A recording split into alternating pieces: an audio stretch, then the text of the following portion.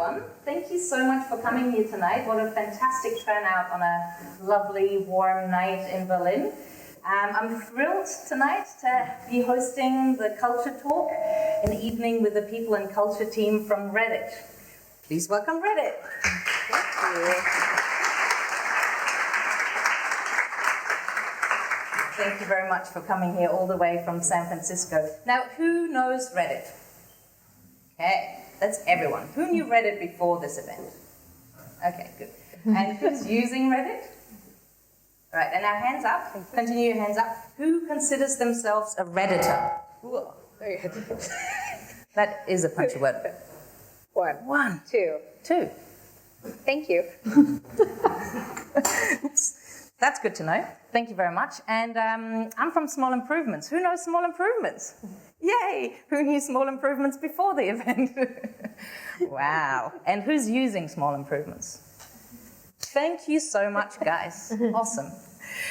Small Improvements is a performance management software to help companies communicate better and do the ongoing feedback. But a software is only ever as good as the people using it. So we're thrilled to be digging deeper into what does it mean to set up a culture and to build a culture, to scale it, and how does performance management fit into this? So yeah, really, really pleased to have you guys come over here from San Francisco. And because this is such a special event, we didn't want to capture it just for ourselves, but we're also streaming everything Facebook Live. Hello, everyone out there in the ether. This is awkward. This is my first Facebook Live. I don't even know whether my mum is watching, but hi, if you are. And also, we're having a hashtag. So if you're a tweeterer, we don't really have a word for that. If you're on Twitter, please, and you like what you're seeing here tonight, please see and share what you're learning. All right, guys, without further ado, pleased to have you here. Maybe we start with some introductions. That sounds great. Well, to start, thank you so much for hosting us. We have enjoyed the last 48 hours of sitting with the Small Improvements team and learning more about the culture building that you all are doing and a little bit more about the scene here in Berlin.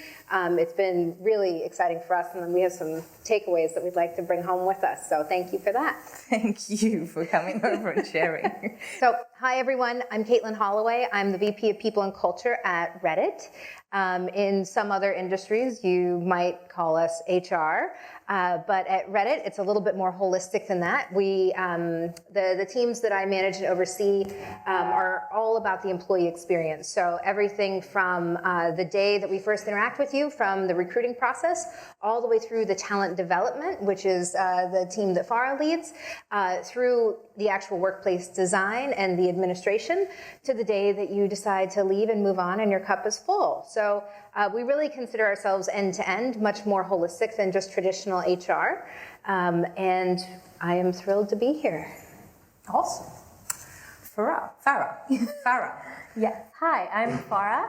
And like Katelin said, I run the talent development team. I joined Reddit about a year and a half ago, and we were about 80 or so people. We are 270 people now, so we've kind of tripled in the last year and a half, which is a crazy amount of growth. So it's been a lot of learning. It's been a wild journey, but I feel very grateful to have been on it, especially with a great team and a great mentor. So I'm super excited to be here with all of you. Awesome.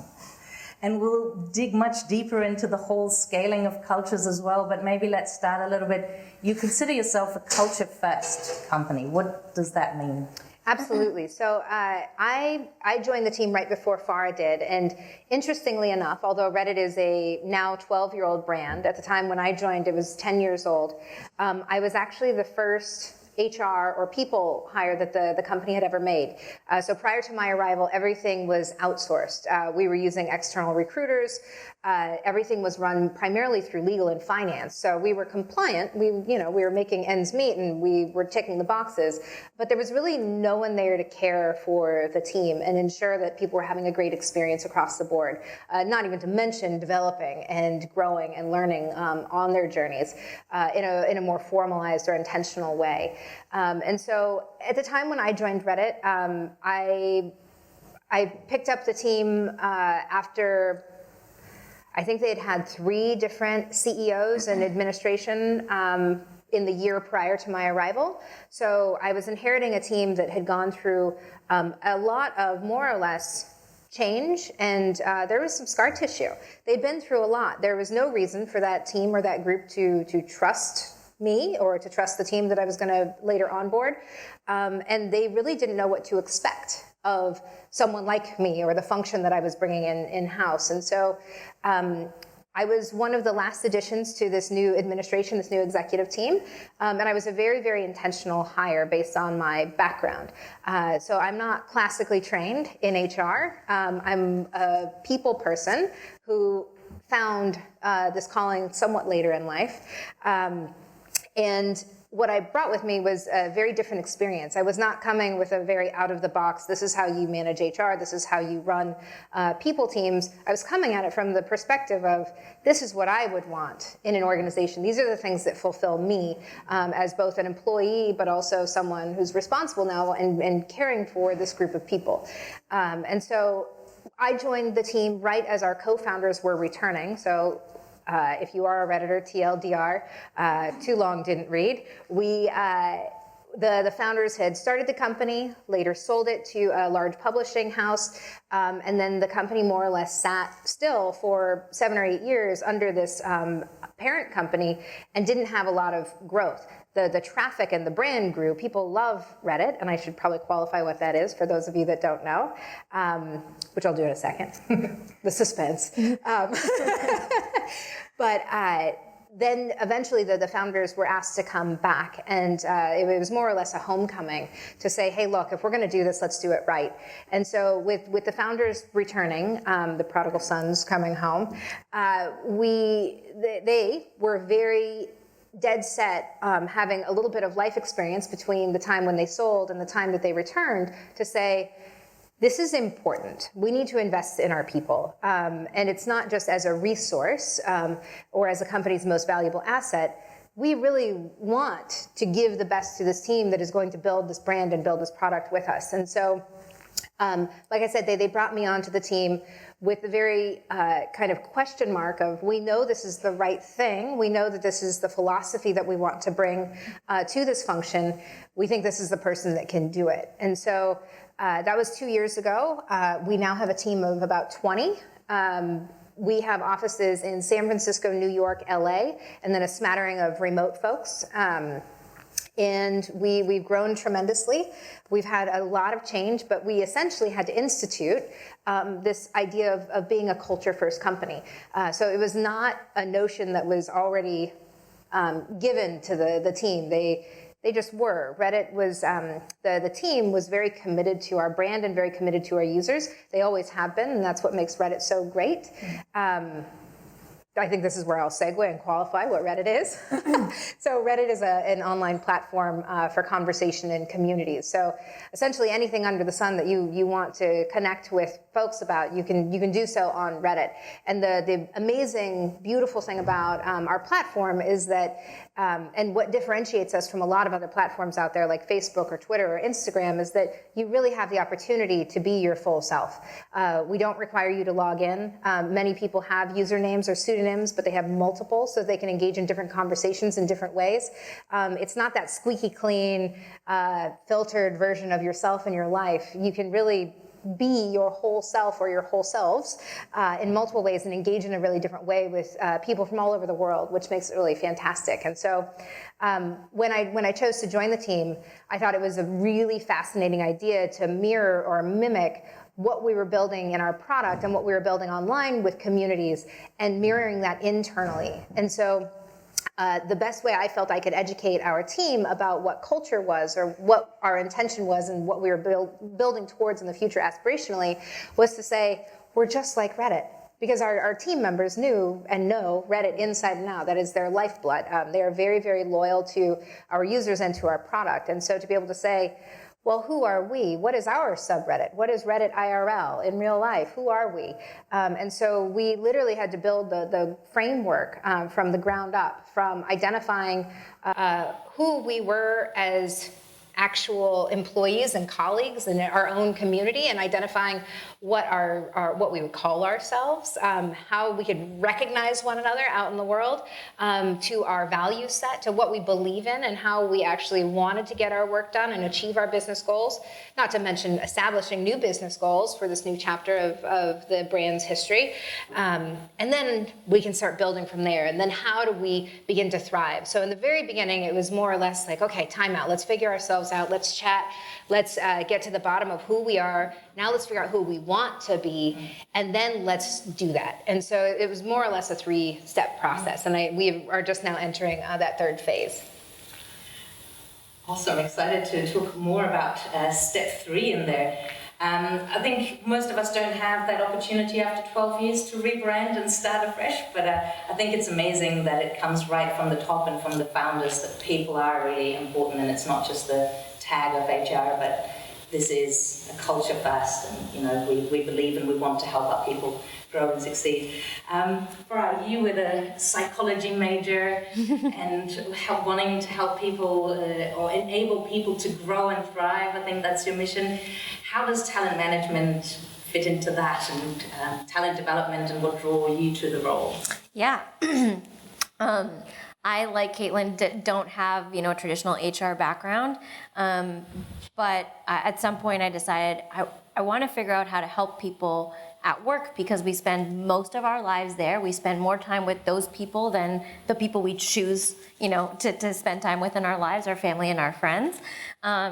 So figuring out how to do that, I just wanted to add value to people's lives. I did have this idea. I wanted to focus on helping people grow and thrive, but like Katelin said, that's kind of like step 3.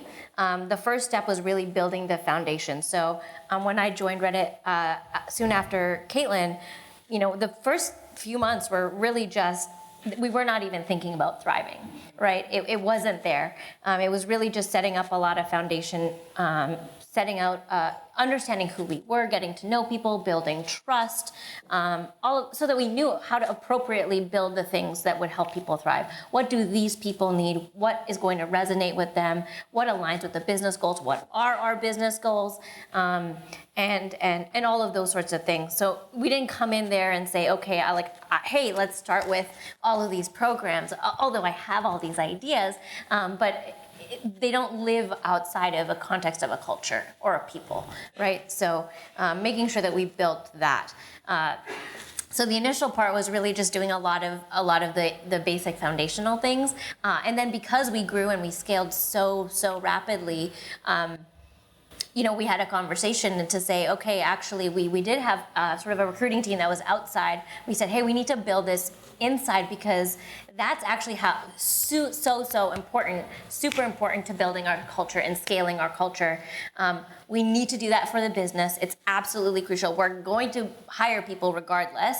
So I actually ended up spending most of my energy last year on that, with the mindset that hey, I want to make sure I'm hiring people who know who we are, who understand, I want to be upfront with them about our challenges, our company trajectory, making sure we were hiring people who had a similar value set as we had and we needed to have to grow, so that when I got to this part of helping people thrive, people were actually yes, this is what I signed up for, right? So making sure that from the recruiting all the way to the work that I'm doing now, it was really, really integrated. So that was super important. We were hiring a ton of people, and we made sure we were hiring people who were lifelong learners, who are really curious, who are adaptable, who would be able to roll with the punches because we were figuring things out. People who just aligned with not only where Reddit had been. In fact, actually, we changed that a little bit, and the way that we actually got the culture change to happen so quickly was focusing on who do we want to be and bringing those people in, making sure they were building trust and relationships with who was here, and that actually, people and relationships, that's what fuels all of it, and that's way bigger than me, that's way bigger than our team, and that's the way it should be, right? So. That is an incredible step. So trust came up a lot of times, and the whole scaling. So laid out for us, what are some foundations on how to scale culture in such a fast-moving business? Absolutely. I think there are so many ways that you can approach this, and so many ways you can identify it. And so in trying to be helpful to the audience here, every company is very different. As we know, the DNA of each of your organizations is very different and requires a different approach. So please don't take this as what works for us will work for you. Sorry. No, you can all leave now. Sorry. No, but I think it's important to recognize that something that, I'll emphasize what Farah said, but there was a lot of listening, a lot of listening. And it doesn't matter if your company has had this incredible opportunity to have a fresh start or a reboot, or if you are trying to change something that systemically has been in place for, 50 years. So it doesn't matter if it's a mom and pop shop, or if it's a fancy tech startup, or if it's a mega conglomerate. I should share a little bit about my background and my history, just to give you some context. I haven't always been in tech. I have been in tech now for the last 8 years or so. I feel like I used to say not that long, and now I'm just getting old, so that's cool.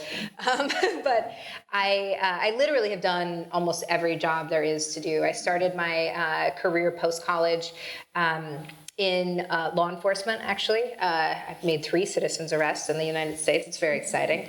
I used to be the fingerprint girl. It was very cool. Immediately after graduating, I became an educator. So I taught 1st and 2nd grade, and then I taught high school. And I graduated during the first dot-com burst. And so I really had to take the jobs that were available to me. After I did teaching for a period of time, I moved to San Francisco, unable to get a job in tech and in design, which is what my heart was set on, which ironically is not at all the path I should have taken. I went into finance. I was working the Pacific Stock Exchange and the New York Stock Exchange with several different hedge funds. After that, I moved into advertising, working for McCann World Group, which I ultimately found to be the first job that I actually very much disliked. And so for me, that was a pivot point in my career, saying, okay, let's think about why I don't like this. I've liked everything else to date, and they've been very odd and interesting, but I've liked everything just fine. At that point, I'd consider myself a jack of all trade, master of none. And just working and thriving in different environments, I was like, well, I guess I'm fine at everything. And I was fine with it. And then I got into advertising and realized for the first time, like, oh, this doesn't fit and this doesn't feel good. And it actually started impacting my life outside of work. And that was, I think, the first kind of inclination or the first clue that I had that there was something that was off and I had a choice. And so I identified what was missing for me or what was wrong. And ultimately it came down to a very simple thing. It was a value set misalignment. And that bled into everything else. I didn't enjoy the company that I was, my colleagues. I didn't enjoy the work that I was doing. And it actually made me a pretty sour person in general. And so that impacted all my personal relationships. And my lovely partner pulled me aside and was like, that's not a good look. Let's figure out what would make you happy. It was a little more intense than that, but that's the short public version. And we did some design thinking, and he walked me through the things that were important to me. And he said, well, if it's not this, and at that point in my career, I actually didn't know what I wanted to do. I didn't know that, everyone else that I was surrounded by, although I was successful, everyone else knew exactly what they wanted to do when they grew up. And so I had a little bit of a quarter-life crisis, and I said, well, shit, I don't know what I want to do. And so my lovely partner said, well, what things can you control? What things do matter to you? And the things that ultimately did matter to me were the who and the how. And at the end of the day, that's what I've identified as culture. It's who you're working with and having that value set alignment and making sure that how you are working together is something that feels really good. Because at the end of the day, turns out the what actually doesn't matter. It matters to some, and that's important if you very much identify with your actual role or your career identity, which I myself am now growing into and feeling more comfortable. But it wasn't like a lightning bolt that came out of the sky and was like, this is what you should do. And so I identified a company that I thought had the right environment. And at the time, culture was not a word that was used within organizations, but it was a feeling that I had. There was something I said, okay, if I can control these other components and these other levers, maybe I'll be happy. Maybe I'll figure out what it is that I want to do. And so I worked very, very hard. I put my mind to it, and I got a job at Pixar Animation Studios. And I worked there actually for 5 years. And it was an incredible experience. And what the difference between my past career lives and that one was simply the culture. And I give so much credit to that company for helping me figure out who it was that I wanted to be, and all of the amazing things that they continue to do, that work so well for them. And you can see it and you can feel it in their product. And so for me, that was something that that was my biggest takeaway. And ironically, I never worked on the people and culture team. I never worked on the HR teams there. I kind of ran other parts of the house, and it was still exploring what it was that I wanted to do. But all of, I think that my personal philosophies are all rooted in pages from that handbook. And I will say it was more articulately defined for me from a cultural perspective because of the timing that I joined that company. So I joined Pixar literally the week of the Disney merger acquisition. And the fascinating thing about that timing was not like, oh, cool, I get to be a part of a bigger company that is, this mega thing. It was that Pixar was having to, out loud, identify itself. It was having to articulate who they were as they were going into this larger company, more or less to protect themselves and to protect their product and their employees' experience. Up until that point, I had not worked for a company who cared so deeply about not just their people and their staff, but how that was going to ultimately impact their product. And so they were very smart in how they were talking about their culture and identifying the things that they wanted to keep and the things that they wanted to change. And I felt that as an employee. So again, not even being on the side of trying to control or manage the frameworks of these conversations, it was really, I felt it, and it felt really good. And so having left that company eventually, that's when I moved into tech, it was everything that I wanted to do to take those learnings and say, how can I help other companies and people build this and not replicate what Pixar was doing, because that was right for them, but to take those learnings and say, okay, how can we institute these elsewhere? And now I've forgotten your question. You've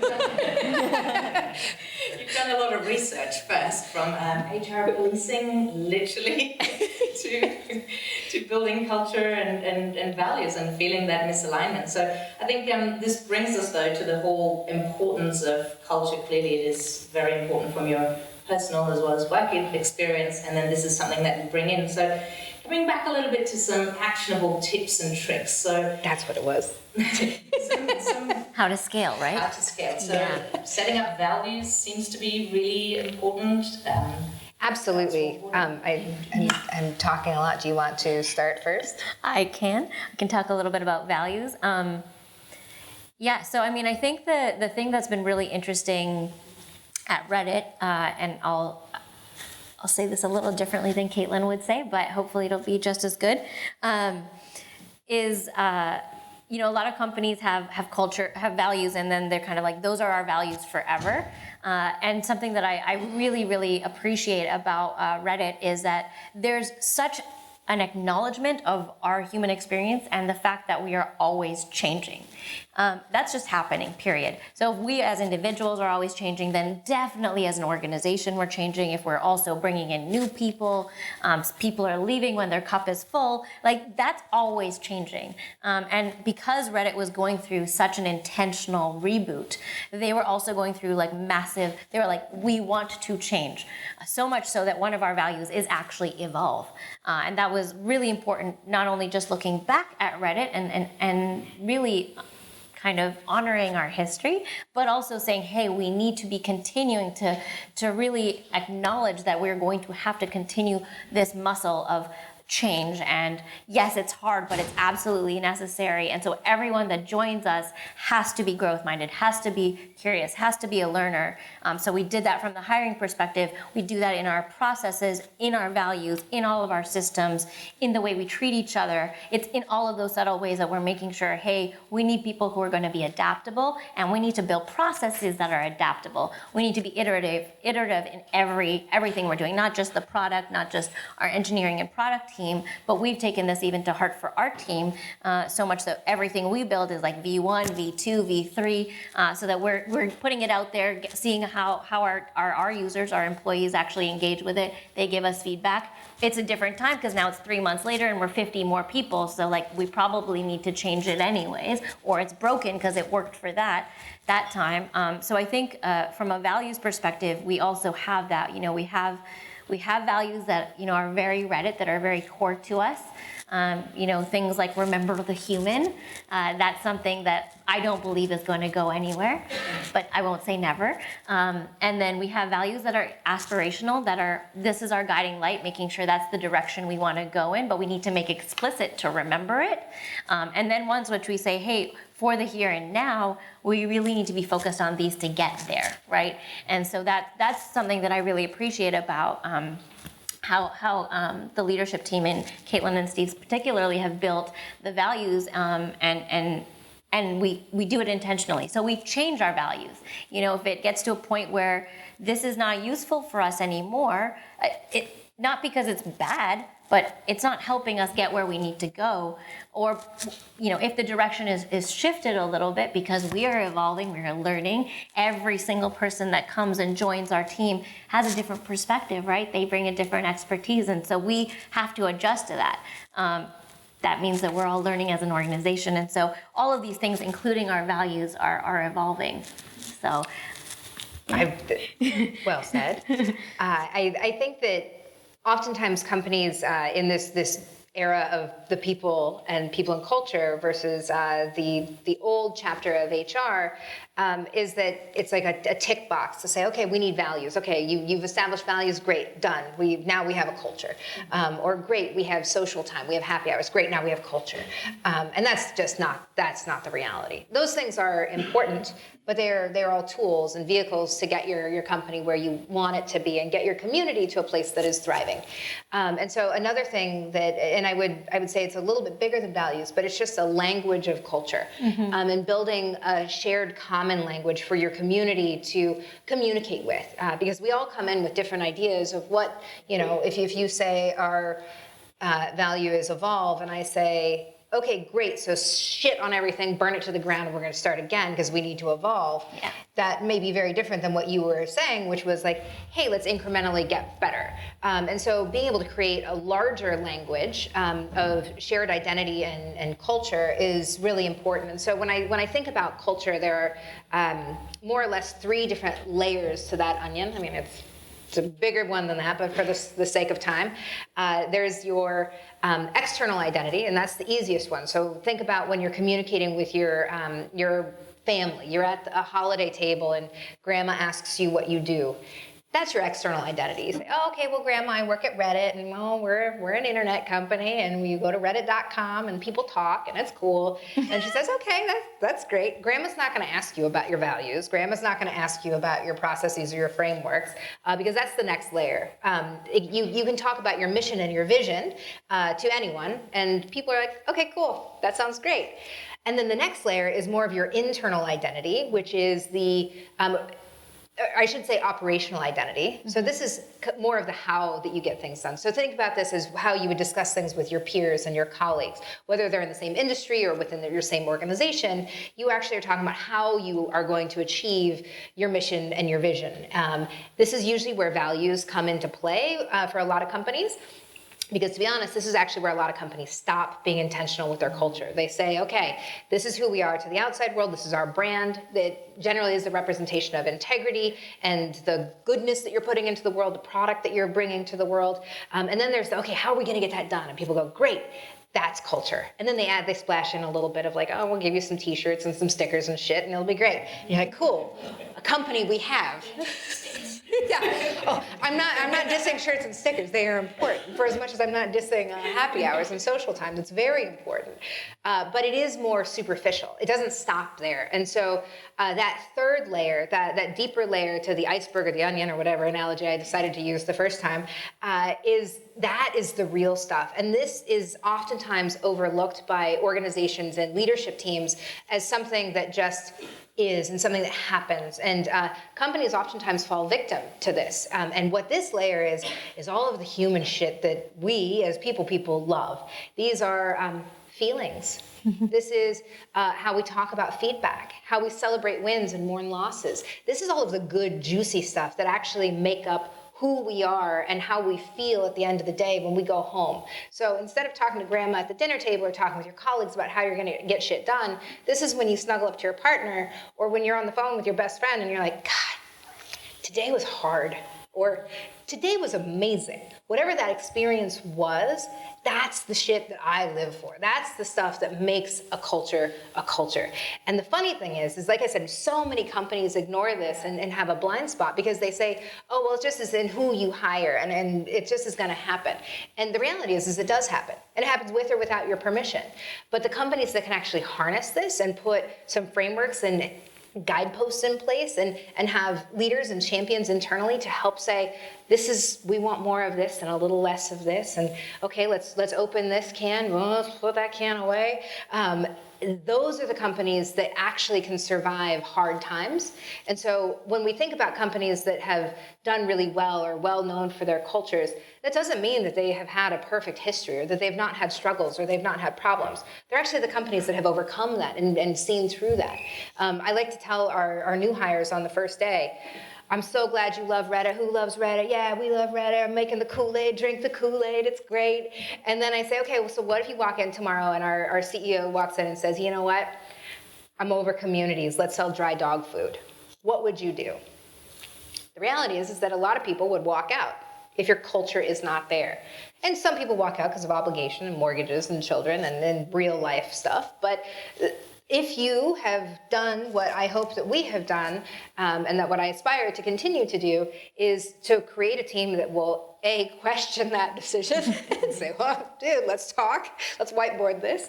But B, be able to say, okay, if the what doesn't matter, it is about the who and the how, and that's the culture. So my point was, if you create this shared language, values being one of them, whether they are spoken and written on a wall and on a sticker, which is lovely, or the values in between your stated values, because all of those things exist. The unspoken stuff, yeah. That is the important stuff. And the more you can harness that and the more you can dedicate resources to being shepherds and being of service to your staff, the better chances you will have of making it through those really hard times. Wow, I mean, I think I said before that I was thrilled to have them, but I don't know how I can put that into words. Like this intention behind it, that lifelong thriving, the energy that you bring to this and the intentional culture setting up. I couldn't imagine anyone better for this talk. Thank you so much. That's really awesome. How does performance fit into all of this? Yes, I can talk a little bit about that. I mean, why are we doing all of this, right? We want people to feel like they're in a place where they're growing, where they're learning, where they're developing, where they're constantly getting better, and where they're supported to do that. They have people who actually care and are paying enough attention to respect them enough to give them that feedback, right? And also that they're noticing with each other and giving each other that feedback. So I think you're doing that for various reasons, but mainly for that. And so performance fits into that in that it's one of the tools we have, right? The way I think about, more of the traditional HR stuff, a lot of the frameworks and, salary bands and performance reviews and learning and development and all of those things, those are ways that we're building frameworks for people to actually do the right thing, to have the right conversations, to make it easy for them to treat each other the way that they want to treat each other and the way that is in line with their values and our values as a company, right? So that's what we're building all of these frameworks for, and that's where it's all the subtle stuff, right? It's all the stuff that we build those things, but what we really care about is how are they actually living in the people's lives. So that's the part that I think for performance in terms of how it relates to culture and also how it relates to the employee's experience. So yeah, and I think This is great. If you give the tactical and like the what we do, then I can give the philosophy. So I'm going to keep going with this. The way that we view in our philosophy on performance management is, as I've stated multiple times, very holistic. We're thinking about the entire employee experience and everything that a person is bringing to the table. Because at the end of the day, we have just sold them a bill of goods. We have somehow, Yodaed our way into inviting them into our organization, and now we have to make good on that. And so I share, and I don't know how well this will translate, but my grandmother is German, so we'll see. She says, every pot has its lid. I don't know if that's a saying that anyone is familiar with, but the essence is that it must be the right fit or the water doesn't boil. And if your intention is to boil the water, you want a tight fit. And so we have a working theory called the convergence of desire. And I think that this fits into our global, less tactical way of thinking about performance management. Because the reality is a lot of companies, they focus so much on growth and so much on just growing their team. So it's recruiting. And then you get all of these folks in-house and you're thrilled that you finally have landed this amazing talent. And then you say, great, now just go. And there's no thought or care put behind the actual development or retention after you've hired them. And so what you see on a lot of HR teams or people and culture teams is you see a big recruiting team and then like one or two people trying to support and manage all of these programs and all of these frameworks that we have to say, okay, now great, we're going to institute this and we're going to run this and we're going to do that. And also, oh, by the way, in between all of this shit, you have feelings and you don't like this guy and this manager is being a pain in your ass and all of like the actual stuff that we can't actually write down or measure goals against, all of that housekeeping and like stand on my shoulders shit that we do, which is great, and that's one of my favorite parts of the job. But the reality is that is where real performance management comes in, is thinking about all of those things and being able to support it holistically. So the company, you have two axes here. The company has needs, right? We need a developer. We need a designer. We need someone in IT. Whatever that need is, you know that you have a role to fill so that you can fulfill that need. And hopefully, if you are wise, that role is going to help you achieve a goal, right? So everything is with business mind and goals. The business needs to grow, it needs to thrive, it needs to hit its numbers, whether you're doing it for your investors, or you're doing it for your customers, or you're doing it for your own bank and bottom line, doesn't matter. You want to continue to do the business that you've set out to do.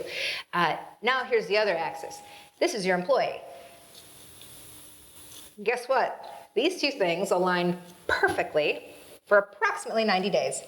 That is what people call the honeymoon phase, where you say, great, the company's like, oh, I need this thing, we need you, and the employee's like, I have it, and you talk, and you're like, cool, this is such a good fit, my pot and my lid are feeling good, and everyone feels great, and then you come in, and you're like, great, here's your computer, here's your desk, here are your colleagues, here's your shirt, and everyone says, yeah, this is great, because they just left a job, and they walked away from something in hopes that they walked to something better, right? And so you're saying, cool, great, sign here, and then you let them sit and you let it run, and all of your weird dysfunction starts to come out, and all of the shit that you kind of covered up in the interview process starts to rear its ugly head. And guess what? Now this person's kind of thinking about things a little bit differently. And meanwhile, the business needs are shifting, especially if you're working at a younger company who has a lot of change and your goals are changing frequently. So our job, our role, both as people and culture leaders, but also in coaching our managers and coaching our executive team, our job is to make sure that these things intersect for as long as possible in the most graceful way. Because the reality is both of these things are moving, nothing is fluid, and you're constantly trying to get these things to touch and go together. You want the employee to be really happy because what's good for them is good for the company at the end of the day. And if you can continue to refocus on that and continue to get your managers to focus on the actual health and happiness of your staff, and not just because you want to be good people, but because it actually affects your business and it actually affects your bottom line, and all of these things are connected. It is just a matter of how long can we get these connected. And then eventually, you'll grow out of each other. And that's also the reality. Your pot and your lid are not going to fit forever because you apply heat and pressure and energy and all different types of chemistry things that I don't know, and things start to warp and change. And it's okay. Yeah. And I think that a lot of companies try to force this fit for so long that they actually end up harming both the business and the employee experience. And so for us, we share, I don't care if it's 2 weeks or 2 months or 2 years or 2 decades that you get to share with us. So long as our pot and our lid fit and we have this convergence of desire, you want what we want, we'll be very happy. But also, life happens. Yeah. You might have children and need to move out of the city. Your parents, heaven forbid, may become ill and you need to go take care of them. You may need a title that I don't have for you. I may need to shut down that entire department. And when that business need collapses, what's happening to this one? It's just hanging out there. So I think that embracing the reality that this is just a stop on one's journey. This is not a lifetime experience. I'm not going to shackle you to the chair. I mean, like I said, I'm going to make Kool-Aid and ask you to drink it, but I'm not going to force you. It's not good for you, and it's not good for us. So this convergence of desire is, like I said, it's a working theory that we have, and that's where performance management fits in. Because in most companies, you aren't having these get the HR lady to come in and talk big philosophical shit. They're trying to get their work done. So performance management, and specifically performance reviews, are those milestones that you can actually check in and say, does our pot and our lid still fit? Is this good for you as it is for us? And then you can have these checkpoints. And so when you kind of reframe why you're doing these things, it really changes the effect and the conversation that you're actually having with your employees. Wow. I've known you for 5 years now, roughly. I'm humbled every time to just listen to you and be inspired. It's incredible.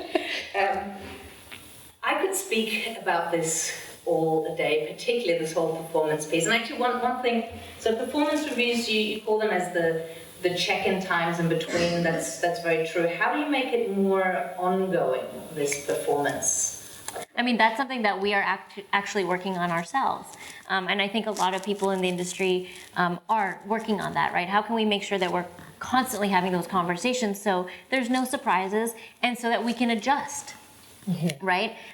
Does that mean that we help support you if you want to transition to another role? Are you thinking about whether you want to become a manager or not? Is there some way we can support you in your personal life? You know, whatever it is, making sure that we're constantly checking in and also being very upfront about where we are as a business, right? So it's always about being upfront and managing the expectations to be very clear, like, hey, you know, yes, I know you really want to work on this type of project. You understand that right now our goals are this, and so we're going to have to do that. So let's make sure to keep checking in, and if that changes, then we'll adjust. And if it doesn't work for you anymore, you let me know, and we'll try to see what we can do and go from there, right? So the more ongoing feedback we can have, then there's less surprises, and we can actually do the right thing both for the business and the person more often. I'm not going to add it. That was perfect. Yes, it was. And before I ask about internal mobility or how you train your managers or anything else, I'll pass it over to the audience. So hello, anyone on Facebook, if you're still there. If you have any questions, please type them in. You guys from the audience as well will be running around with a microphone in a minute for questions. And then we also asked you all beforehand to come up with questions. Start with one of those.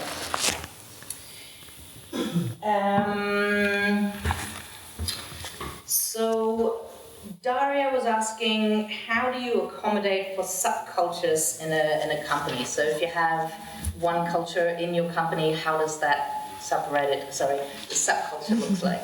So that's exactly where our Reddit analogy comes in.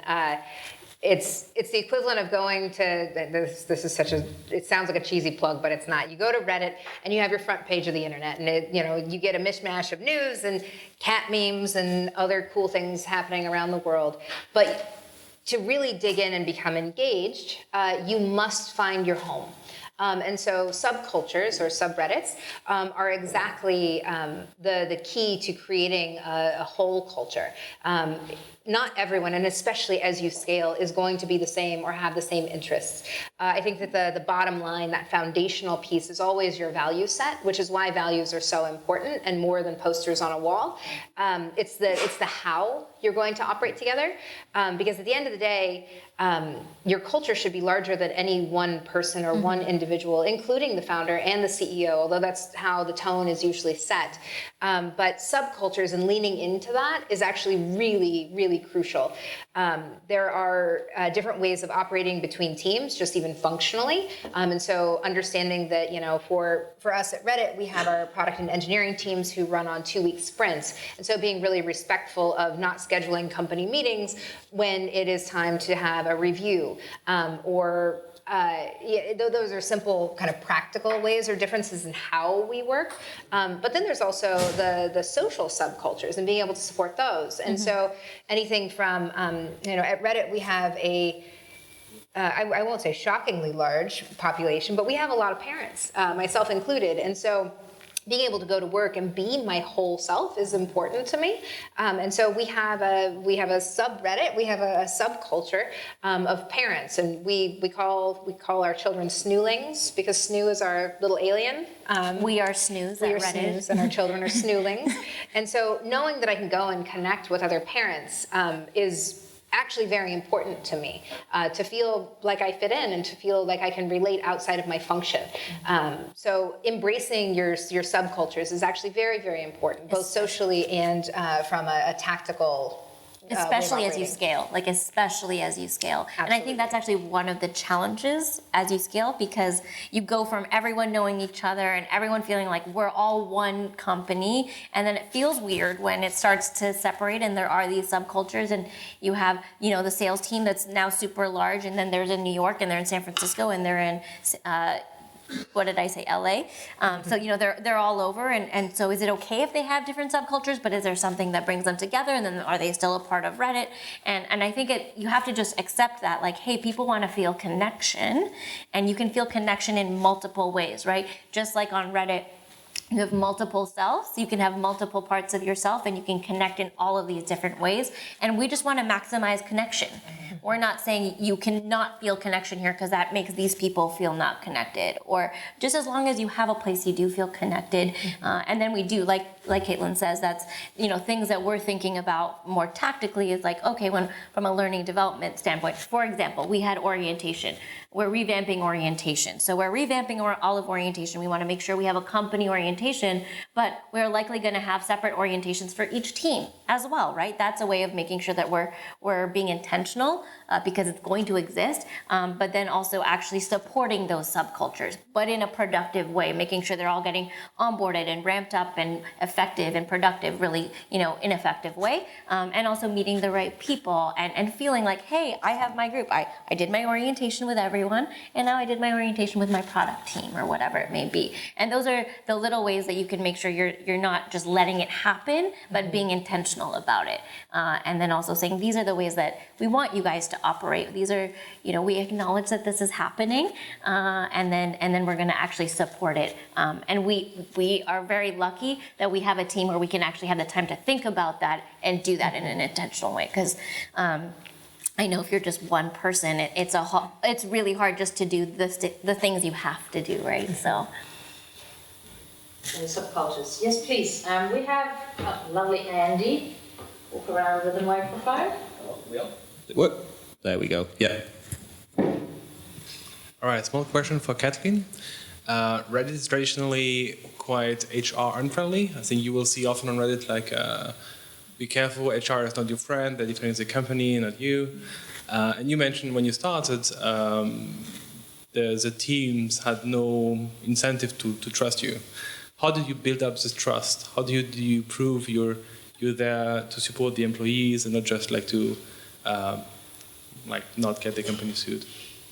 That's a good question. I don't know if my warmth and charisma translates off the stage, but I'm a very lovely person. I joke. It's really about listening. Yeah. And trust takes time, like anything else. And so quite literally for the first, I would say, 3 months on the job, I didn't do a whole lot of work I did a whole lot of listening. At that time, we were 75 people. There was not a soul in the building that I did not connect with and did not talk to. For my past companies that were larger, you can speak to more people through surveys, through actually collecting data, and whether you can do that in person and find the influencers, or do it through a larger data collection mechanism. You have to listen and adapt. The second thing that I did was I actually honored their history. And that was something that I think that they were really fearful of, and something that I didn't know until I was listening to their stories, where the people that were more guarded and the people that were feeling most loyal to the brand and the most like, you're new and you want to change what it is that we are doing, we actually established a bit of a history. And one, I wanted to hear it. I needed to know where this team had been and what they had gone through. But additionally, it was really important for us to document that. So like any culture, whether you're in an organization or an institution, or you're a village, or you are a town, or you are a country, if you don't have a written history and you don't have a documented history, as new people come in, you run the risk of repeating past mistakes, which is very, very dangerous for a business or for a country or a town. And two, people don't feel like their work was valued. And so coming in, and I was very impressed and humbled by everything that had gone into what had come before me. And although my function was new, I could not express enough to the team often enough, or with enough heart to say, I could not be here. This team was not prepared for me until now, to come and to lift you and lift your voices and to lift what it is that you are trying to build and the beauty that you want to put into the world. And so by changing the conversation from like, you want to change us, to you want to honor us and you want to help make us better, was a big shift. And people, you know, in the beginning, when I started the conversation, it was like, oh, are you full of shit? Is this a lot of hot smoke? To like, wow, you actually care to hear my stories. And, you know, whether they were on customer support or they had been working in the back room on the servers, or, you know, they were our first employee that actually left and then came back. I wanted to know everything in between. I'm a naturally curious person. I obviously love people. That's why I do what I do. But hearing their stories helped me to actually, I mean, there was no playbook in the world that I could have pre-written to come in and say, okay, this is what Reddit's going to be. And I think that was what they thought I was going to do. And it really, everything was from them and from their own mouths. All I did was amplify it. I focused on the things that were already great and already wonderful about them, as opposed to saying, you need to do this, or these will be our values. I'm going to come down off of the mountain with my tablets and tell you what it is. So it really is about integrating and really about having a genuine curiosity and a genuine appreciation and humility for what has come before. So yeah, I don't know if that answers, but mostly it's because I'm funny. But I think this whole being so intentional about it and following up, like it might take some time to gain that trust, but if you say something, it's not just for the token gesture, we've done it next, but I mean, I can feel it. I don't even work for Reddit, but... Yeah, I think that's like actually another really good point for building trust, right? It's also whatever we say, we actually followed through on. And that was really important. And so, you know, that was something that by the time I got there, I did a lot of listening, but I also started to make sure we were, whatever anybody said that was new, we actually did it. Because they were like, cool, we've had new people before, they left. So why are you going to be any different, right? So we needed to really build that trust through our actions, after making sure that the actions were actually appropriate and in line, and also that they were on board with what they were. And on our team, when we talk about subcultures, our team, the people and culture team, actually has a motto that is not necessarily shared throughout the organization, but it's something that we say often to one another. And in every team meeting, we hearken to it, which is we do what we say we're going to do, and if we don't, we make it right. And that's, I mean, that is a very simple commitment, but it goes a long way, and people feel it. Thank you. Great question. Andy, take it away.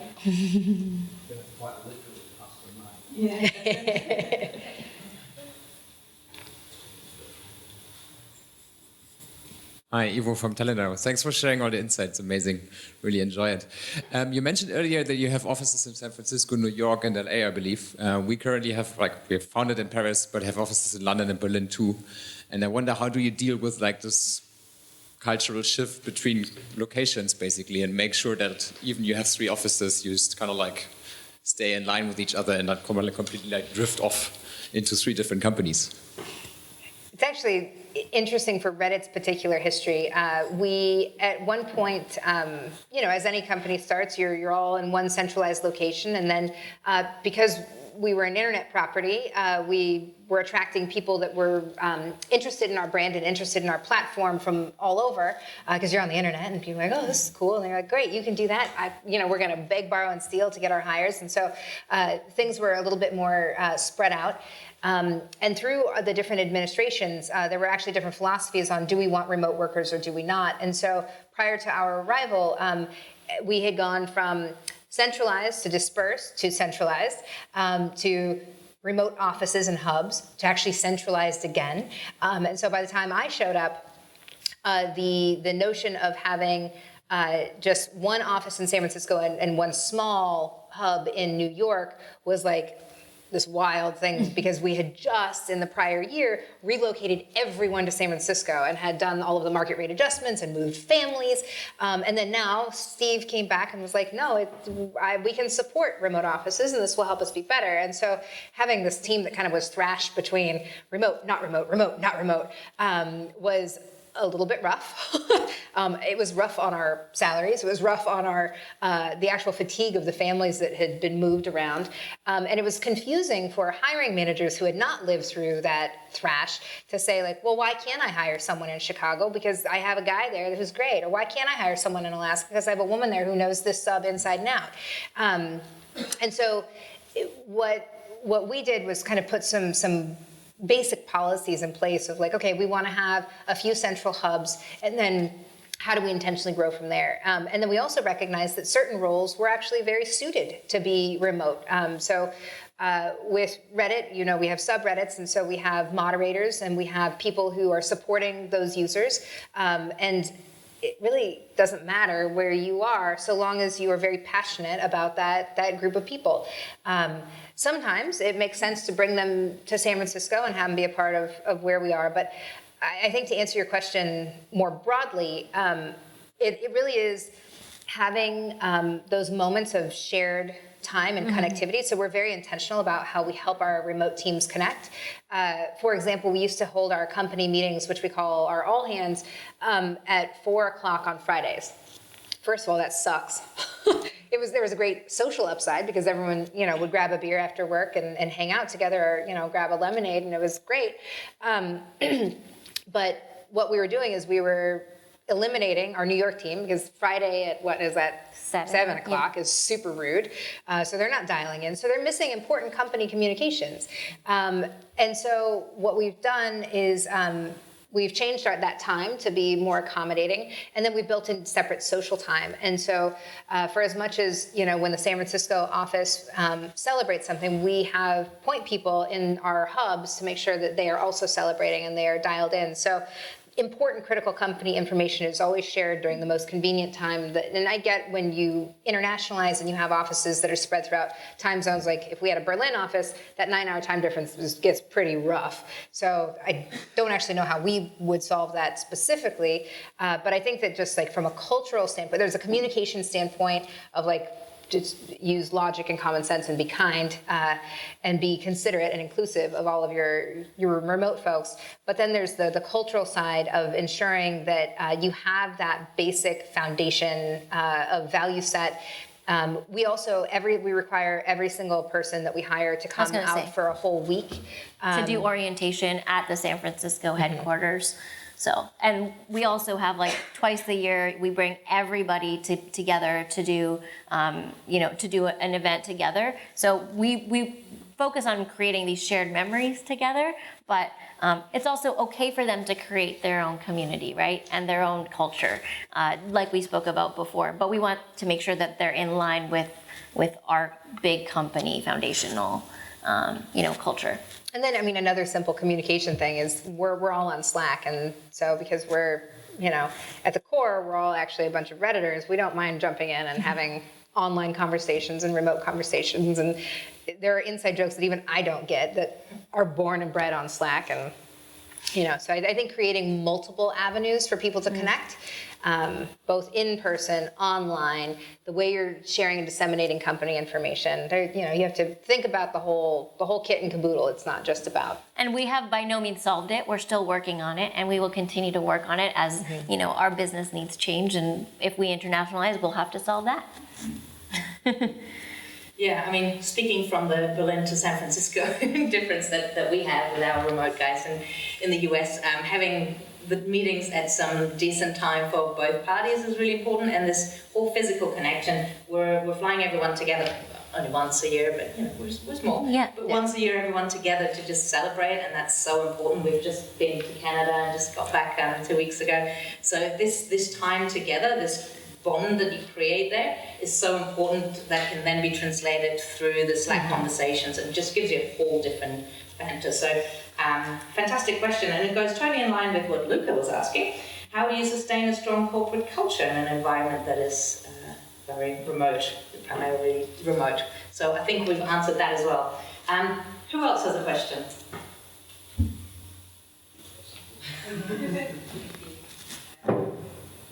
Hi, I was actually really interested in a point you made at the beginning, which was also one of the reasons I was really interested to hear you speak, about the Reddit culture being not this shiny, filtered version of yourself. And I'm really aware of that from the outside, because I've used Reddit over years to laugh lots and find all kinds of funny things. And I just wondered how this kind of, from your user's perspective, this freedom of speech, unfiltered, how does that translate internally? And how do you make sure everyone has a voice but no one gets offended? And I was just really curious how that works. So. That is a very good and very juicy question. And it's something that actually, speaking from personal experience, it was something that actually really attracted me to work for the company. I love and adore my experience at Pixar, and I'm so grateful for that time in my career. I learned so much there. But when I left and went into tech, it was actually the thing that I found most refreshing was that things were a little bit grittier and a little bit more raw. On the spectrum of gritty, Reddit sits very far from Pixar, which is the very squeaky clean, it's a cartoon, it's literally a cartoon factory for children. It does not get more squeaky clean than that. And me personally, like when I say I want to bring my whole self to work, I am on the grittier side. Linda knows. I have a 3-year-old who just figured out how to identify adult words and has reminded me about 30 times a day, Mama, that's a bad word. It just is who I am personally. I'm not saying I'm like crazy and raunchy and run my mouth on anything, but I was born in Alaska, grew up out in the wilderness, and then raised in a little town called Stockton, which is pretty rough and tumble. We were the second highest murder rate per capita next to New York when I was growing up. So like I have some life experience behind me that I'm actually very proud of. I feel like it gives you character. And so working for a place that is that Instagram filtered, beautiful perfection, we're always winning, doesn't inspire me and doesn't challenge me. For me personally, I want to be surrounded by people who are raw and real and have rough edges and have real problems and have real awesome, cool, unique things that they're doing. And so for me, I seek that out in my social life, in my personal life. And so when the opportunity to work at Reddit, a lot of people in our field were like, ooh, girl, what are you doing? Like, that's got to be gnarly. And what I learned very quickly in the interview process was just how much heart the company had. Even, like I said, prior to my arrival, I simply dovetailed into something that was already very, in my opinion, very beautiful. Our co-founders, Steve and Alexis, are so caring. And like I said, I don't have to go to work every day and convince them that the work that we do is important. That shows both in the size of our team and the investment that they've made into these things, but also I feel it having a seat at the table as an executive. I sit there and I get to gain context and I get to give input from strictly the point of view of the employee and of the people. That is in and of itself very, very powerful. But then you add to that this dichotomy between our external image or identity and then who I know are people to actually be. I love that, because guess what? We're going to come out soon and people are going to be like, what? And I love the underdog. Like, I love working for the little guy in the corner that, you know, oh, he's not going to hit that homer. I don't know why I'm doing baseball analogies. I don't even know baseball. But like the kid who you're just not sure if they have what it takes. I even had people tell me before I joined the Reddit team, like, Katelin, that is a burning ship. Do not get on it. And I said, well, what's the risk of getting on a burning ship? I can either, if I can help and be of service, how incredible of an opportunity could that be? And if it's already too far gone and that sucker's gonna sink, no one's gonna blame me. It's actually a very risk-free opportunity. So I took it in a different direction than even my mentors recommended. And I could not be happier for that choice. So I think that what I appreciate about it is that Reddit doesn't have to be perfect. And as opposed to other companies in the Bay Area that you do. You cannot step out of line. You cannot make a mistake. Whereas with Reddit, there's a little bit of a, it's Reddit. So it allows us to be more human. And our co-founders really exemplify that. In fact, to the point of earlier, we were talking about our values and how our values change and evolve. One that we're actually thinking about adding, and we're discussing right now, is keep Reddit real. There's been this over-indexing, especially in the Bay Area, on being, you know, for those of you who have not been playing along with American politics, there is a lot to be discussed right now, and a lot of opinions and a lot of emotion that usually has been kept out of the workplace. And so we were trying to figure out, like, what is the right forum? How do we support these conversations? What's appropriate? What's not appropriate? And through this, we've actually discovered that we don't want people to be so risk averse that they can't be themselves, but at the same time still possess that empathy that has made us so great to date, and to be really careful with one another. So you can still be you, but how do we preserve that respect, and that, you know, that sacred space for individuality? And so that's been a really interesting new cultural phenomenon that we've been trying to deal with internally. And so the notion of keeping Reddit internally and externally has been something that I'm very proud of, and am inspired by. Thank you. Well, unfortunately, this wraps us up for tonight. Thank you so very much for sharing so candidly and openly around the topics of culture, and really sharing how meaningful and how real you're keeping Reddit. So thank you so much for having us. Thank you so much. Thank you for having us. Thank you everyone for joining me tonight. Thank you.